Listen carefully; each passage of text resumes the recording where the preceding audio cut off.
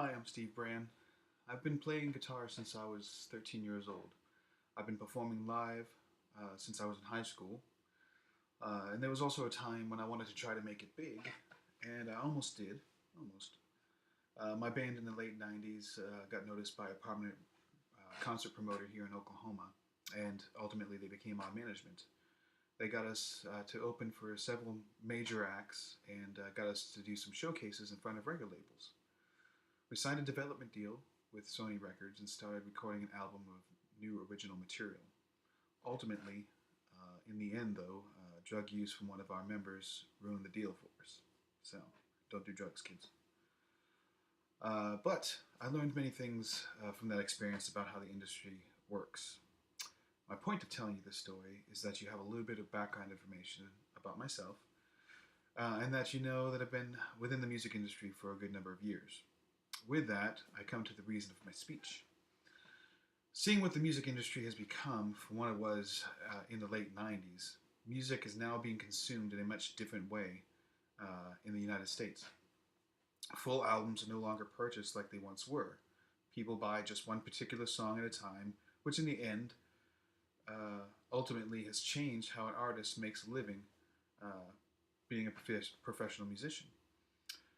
So the purpose of my speech is to give you information of how album sales has changed, how artists make a living playing music. I'm also going to talk a little bit about how the state of the music industry was back in the 90s, and then I will talk about album sales today. And lastly, I'll talk about how musicians are finding ways to make money now. So first, I want to start with talking a little bit about how the state of the music industry was in the 90s. Full album sales were much higher in the 90s before internet streaming, MP3s, and of course Napster, the evil Napster. If you don't remember what Napster was, it was a peer-to-peer sharing service where people could share MP3s, music, with other people for free. The large source of album sales came from people buying music in the form of CDs back then. Now, an artist still didn't make a huge amount of money from the sale of CDs because the record label, the distributor, the retailer all took a cut.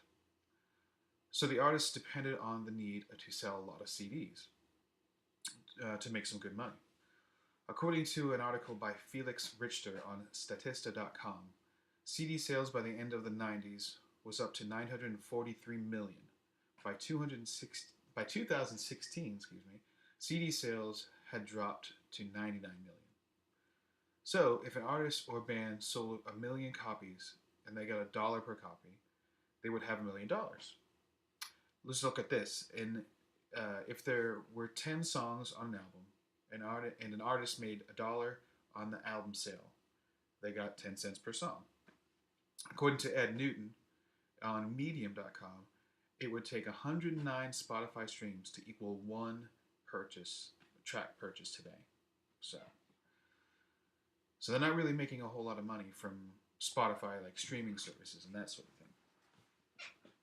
So now now that I've looked at the state of the music industry roughly in the 1990s, I'd like to take a quick look at album sales today.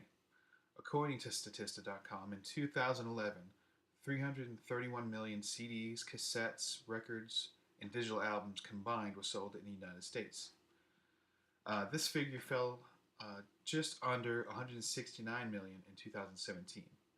That statistic is for all sales or album sales over all types of media in the United States alone. So, if you think about how many artists are out there, really only the upper echelon artists are able to sell full albums if they're lucky. For example, Billboard.com says the best-selling album of 2017 was Taylor Swift's Reputation with 1,903,000 in sales. You can still make a good living selling albums. But like I said before, if an artist only got $1 per album sale, then Taylor Swift would have $1,903,000, which isn't too bad. But there really are not that many artists that can bolster that much in album sales anymore. Americans are more and more consuming music through internet streaming. TechCrunch.com says In total, on-demand audio streams surpassed 400 billion streams in 2017, compared to 252 billion in 2016. And overall, on-demand streams are an industry growth of 12.5% in total volume over 2016. So I talked a little bit about how the state of the music industry was in the 90s and what it is today as far as album sales. Now I'd like to talk about where artists are now getting their revenue from.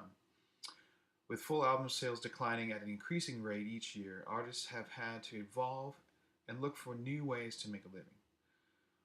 One way artists are making a living is through touring. A lot of artists are making longer and longer tours, which adds up to more and more shows to be played. One big example of this is the heavy metal band Metallica. In their latest album, Hardwired to Self-Destruct, was released in 2016. As soon as the album was released, they went on tour. Here we are, 2018, almost 2019, and they are still touring. They started out with stadium tours, selling out every show, and now they're doing smaller arena shows, but of course they're selling out all those as well. So they're making a pretty good dollar off of those ticket sales. And they've seen, that much of their money can be made by playing live. According to UltimateClassicRock.com, Metallica made $152.8 million with 49 shows in 2017. TorrentFreak.com states that only 6% of the average musician's income now comes from record sales. The revenue from live performances is significantly higher with 28%. Now, there's other ways that they can make money beyond touring. There's merchandise like CD, T-shirt sales, and that sort of thing. But still, the bulk of their money comes from the live shows and live performances.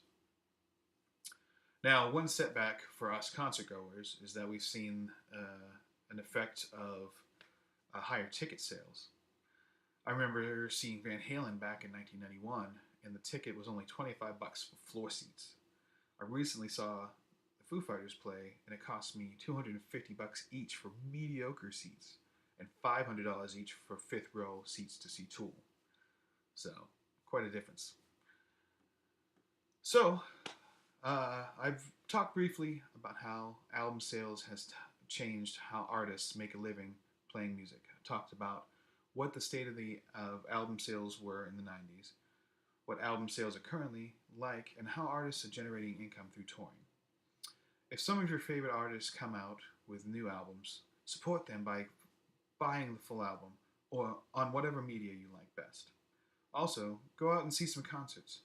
I know firsthand there's nothing more incredible than someone listening to your music and then coming out to the shows and singing along word for word. It's awesome. So, take care.